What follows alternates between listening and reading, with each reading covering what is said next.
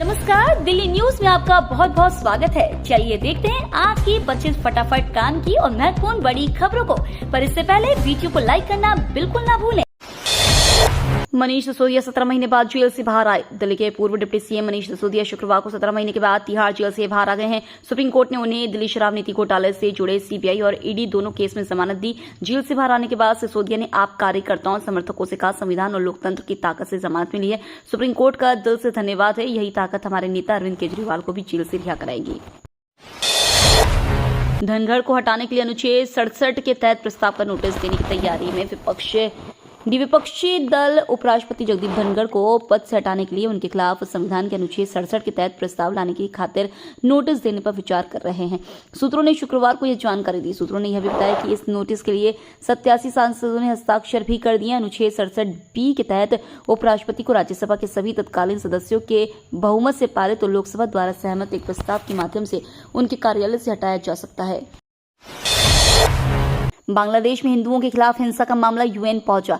बांग्लादेश में शेख हसीना की सरकार गिरने के बाद हिंदुओं के खिलाफ लगातार हमले हो रहे हैं। उपद्रवियों ने यहां के कई घरों, दुकानों और मंदिरों में तोड़फोड़ की है। इन हमलों में अब तक कई लोगों की जान गई है। पीएम मोदी ने बांग्लादेश की नई अंतरिम सरकार से हिंदुओं की सुरक्षा की मांग की है। अब संयुक्त राष्ट्र ने भी इन हमलों की निंदा की है। बांग्लादेश में अल्पसंख्यक हिंदुओं के खिलाफ हिंसा के बीच संयुक्त राष्ट्र महासचिव एंटोनियो गुटेरेस के प्रवक्ता ने कहा है कि वह किसी भी नस्लीय आधार पर हिंसा को बढ़ावा देने के खिलाफ है। दिल्ली एनसीआर में तेज बारिश, जगह जगह ट्रैफिक जाम। दिल्ली, नोएडा, गाजियाबाद समेत पूरे एनसीआर में शुक्रवार को झमाझम बारिश हुई। इस दौरान जोरदार हवाएं भी चली। इस दौरान दिल्ली के कई इलाकों में पानी भी भर गया। मौसम विभाग के अनुसार आने वाले कुछ दिनों तक दिल्ली और उसके आसपास इलाकों में बारिश की संभावना है। उधर तेज बारिश के चलते दिल्ली, नोएडा, गाजियाबाद को जोड़ने वाले रास्तों पर ट्रैफिक काफी धीमा हो गया। NH9, कालिनी कुंज, रिंग रोड और नोएडा सेक्टर 18 की तरफ जाने वाले वाहन चालक ट्रैफिक जाम में फंस सकते हैं। उधर गाजीपुर बॉर्डर और ITO के आसपास भी जलभराव हो गया है, जिसके चलते ट्रैफिक की रफ्तार काफी धीमी हो गई है।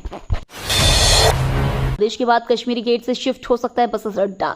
कश्मीरी गेट स्थित अंतर्राज्यीय बस टर्मिनल को मध्य दिल्ली से दिल्ली हरियाणा के बॉर्डर पर नरीला अथवा सिंघू क्षेत्र में शिफ्ट किया जा सकता है। दिल्ली के उपराज्यपाल वीके सक्सेना ने ट्रैफिक व्यवस्था की समीक्षा करते हुए परिवहन आयुक्त को इसे स्थानांतरित करने के लिए योजना तैयार करने का आदेश दिया है। इस टर्मिनल में रोज हजारों की संख्या में वाहन आते हैं। यह दिल्ली का सबसे व्यस्त जगहों में से एक है। यहाँ रोजाना 50,000 से अधिक लोग सफर करने के लिए आते हैं। दिल्ली पुलिस का सबसे बड़ा सिरदर्द बनी तितलियां और कबूतर। दिल्ली पुलिस की जितनी सिरदर्दी लॉरेंस बिश्नोई ने नहीं बढ़ाई है, उससे अधिक तो तितली और कबूतर ने बढ़ा दी है। जी हां, दिल्ली पुलिस को लॉरेंस बिश्नोई या हिमांशु भाऊ जैसे खूंखार अपराधी ही परेशान नहीं कर रहे हैं। दिल्ली पुलिस को अब तितली और कबूतर से जुड़े मामले भी परेशान करने लगे हैं। यहाँ तितली और कबूतर कोई पक्षी का नाम नहीं है, यह एक कोड वर्ड है जिसे सुलझाने में दिल्ली पुलिस का सिरदर्द हो रहा है। दिल्ली और कबूतर सट्टा रैकेट के लिए इस्तेमाल होने वाले नाम है। सट्टा रैकेट चलाने वाले लोग इस कोड वर्ड वाले खेल से पुलिस को चिढ़ा रहे हैं।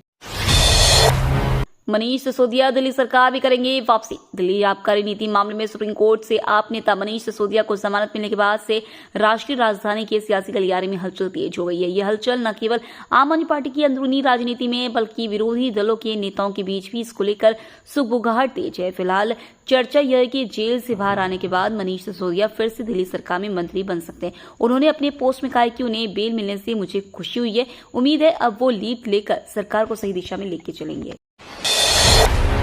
दिल्ली पुलिस को है इन आतंकियों की तलाश, सूचना देने वाले को मिलेगा इनाम। स्वतंत्रता दिवस को लेकर दिल्ली पुलिस पूरी तरह से मुस्तैद है। किसी भी अप्रिय घटना को होने से रोकने के लिए पुलिस चप्पे चप्पे पर नजर रखे हुए और सुरक्षा व्यवस्था बढ़ा दी है। इसी बीच दिल्ली पुलिस ने राजधानी में अलकायदा और खालिस्तान से जुड़े विभिन्न आतंकवादियों के पोस्टर लगाए हैं। पूरे शहर में यह पोस्टर लगाए गए हैं और लोगों को आतंकवादियों को पकड़ने में मदद करने के लिए प्रोत्साहित किया जा रहा है। दिल्ली पुलिस ने कहा है कि आतंकवादियों के बारे में कोई भी जानकारी देने वालों को उचित इनाम दिया जाएगा। हालांकि सूचना देने वालों के नाम गुप्त रखे जाएंगे।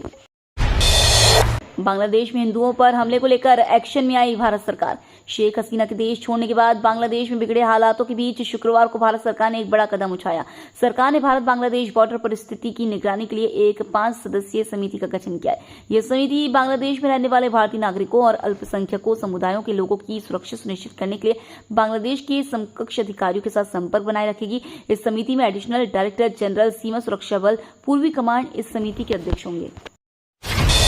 सिसोदिया को जमानत मिलने पर रोने लगी मंत्री आतिशी, मुश्किल से खुद को संभाला। दिल्ली के पूर्व उप मुख्यमंत्री मनीष सिसोदिया को सुप्रीम कोर्ट ने 10 लाख के निजी मुचलके पर कुछ शर्तों के साथ 17 महीने बाद जमानत दे दी। कोर्ट ने उन्हें सीबीआई और ईडी दोनों के मामले में जमानत दी है। इस मौके पर आतिशी, जो दिल्ली के एक स्कूल का उद्घाटन करने के लिए द्वारका पहुंची थी, उन्हें जैसे ही सिसोदिया को बेल मिलने की जानकारी मिली, वह मंच पर ही भावुक हो गई। वह रूंधे गले से सिसोदिया की तारीफ कर रही थी कि तभी वे बोलते बोलते रुक गईं और उनकी आंखों से आंसू निकल गए। उन्होंने पानी पिया और बहुत मुश्किल से खुद को संभाला। वक्फ बोर्ड किसी जमीन का मालिक नहीं है, सिर्फ केयरटेकर। शिया धर्मगुरु मौलाना कल्बी जवाद नकवी ने वक्फ बोर्ड संशोधन बिल पर कहा, यह सरकार की अच्छी पहल है और वक्फ बोर्ड किसी भी जमीन का मालिक नहीं है, वह सिर्फ केयरटेकर है। यह भ्रम है कि यह जमीन सेना की, यह जमीन रेलवे की और वक्फ बोर्ड की है। सब सरकार की मिल्कियत है। मुसलमानों ने जो जमीन दान दी है, अब से नहीं बल्कि 150 साल पहले से वक्फ बोर्ड सिर्फ उनका केयरटेकर है। बैंकिंग कानूनों में संशोधन से जुड़ा विधेयक लोकसभा में पेश, ग्राहकों को मिलेगी 4 नॉमिनी की सुविधा। वित्त मंत्री निर्मला सीतारमण ने लोकसभा में बैंकिंग कानून विधेयक 2024 पेश किया। इस विधेयक में ऐसा प्रावधान किया है कि हर एक बैंक खाता धारक एक खाते के लिए 4 नॉमिनी तक दर्ज करा सकेंगे। हालांकि यह वैकल्पिक प्रावधान होगा। वहीं विपक्ष के कुछ सांसदों ने बिल का विरोध किया। कांग्रेस नेता मनीष सिसोदिया ने कहा कि सहकारी समितियों, सहकारी बैंकों से जुड़े कानूनों में संशोधन का अधिकार राज्यों का है। लोकसभा ने पेरिस ओलंपिक में पदक जीतने पर हॉकी टीम और नीरज चोपड़ा को दी बधाई। लोकसभा ने पेरिस ओलंपिक में भाला फेंक स्पर्धा में रजत पदक जीतने वाले नीरज चोपड़ा और कांस्य पदक जीतने वाली भारतीय हॉकी टीम को शुक्रवार को बधाई दी। लोकसभा अध्यक्ष ओम बिरला ने सदन में प्रश्नकाल आरंभ होने से पहले पेरिस ओलंपिक में शुक्रवार को भारत को मिले इन 2 पदकों को उल्लेख किया।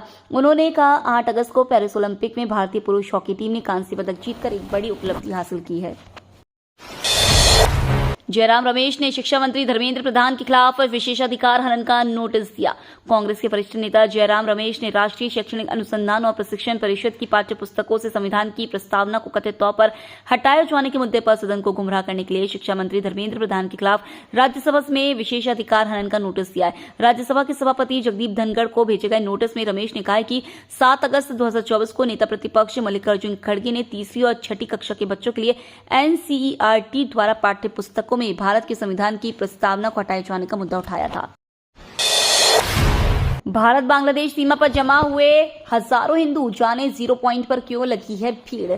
देश में उथल पुथल के बीच प्रदर्शनकारी हिंदुओं को भी टारगेट कर रहे हैं। हिंसा के बीच बड़ी संख्या में लोग भारत बांग्लादेश सीमा पर जमा हुए हैं। हालांकि बीएसएफ ने उन्हें 0 पॉइंट पर रोक लिया है। बता दें, बीते कुछ दिनों से बांग्लादेश में सत्ता परिवर्तन के लिए हुए आंदोलन के दौरान हिंदू, बौद्ध समेत वहां रह रहे अन्य अल्पसंख्यक समुदायों के साथ हिंसा हुई है। केंद्रीय गृह मंत्री अमित शाह ने कहा है कि केंद्र सरकार ने बांग्लादेश देश में मौजूदा हालात को देखते हुए भारत बांग्लादेश सीमा पर स्थिति की निगरानी के लिए बीएसएफ के एक शीर्ष अधिकारी की अध्यक्षता में उच्च स्तरीय समिति गठित की है।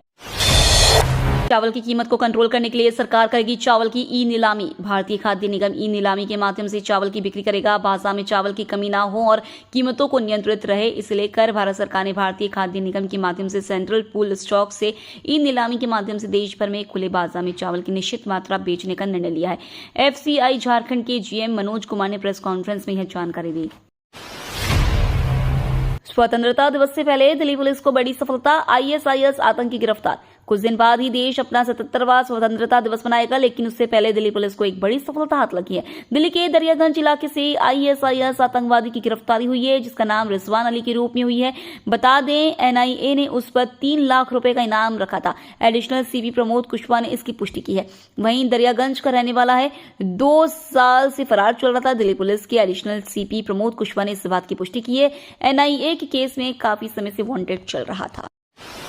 शेख हसीना को शरण देने से नाराज है बांग्लादेशी, खालिदा भारत को चेताया। बांग्लादेश की पूर्व प्रधानमंत्री खालिदा जिया की पार्टी बांग्लादेश नेशनलिस्ट पार्टी के नेताओं ने शुक्रवार को कहा कि भारत बांग्लादेश द्विपक्षीय संबंध केवल अवामी लीग पर निर्भर नहीं है। उन्होंने भारत को चेताते हुए कहा कि हसीना को शरण देने से बांग्लादेश के लोग नाराज हैं। उन्होंने कहा कि भारत द्वारा पूर्व प्रधानमंत्री शेख हसीना को शरण दिए जाने पर बांग्लादेश में प्रतिकूल प्रतिक्रियाएं आना स्वाभाविक है। बांग्लादेश नेशनलिस्ट पार्टी वरिष्ठ नेता और पूर्व मंत्री खांडेकर मुशर्रफ हुसैन ने बांग्लादेश के लिए भारत को बहुत महत्वपूर्ण करार देते हुए कहा है कि यह द्विपक्षीय संबंधों में एक नया अध्याय शुरू करने का सही समय है। मनीष सिसोदिया को जमानत मिलने पर रामदास अठावले की आई प्रतिक्रिया। सुप्रीम कोर्ट से दिल्ली आबकारी नीति मामले में पूर्व डिप्टी सीएम मनीष सिसोदिया को जमानत मिलने पर केंद्रीय मंत्री रामदास अठावले ने प्रतिक्रिया दी है। उन्होंने केंद्र सरकार पर लगाए जा रहे ईडी के दुरुपयोग के आरोपों को गलत ठहराया। केंद्रीय मंत्री अठावले ने कहा, अगर ईडी गलत तरीके से किसी को गिरफ्तार कर रही है तो उन्हें जमानत क्यों नहीं मिल रही है? अरविंद केजरीवाल को जमानत क्यों नहीं मिल रही है? इसका मतलब है कि इस घोटाले में कुछ तो दम है।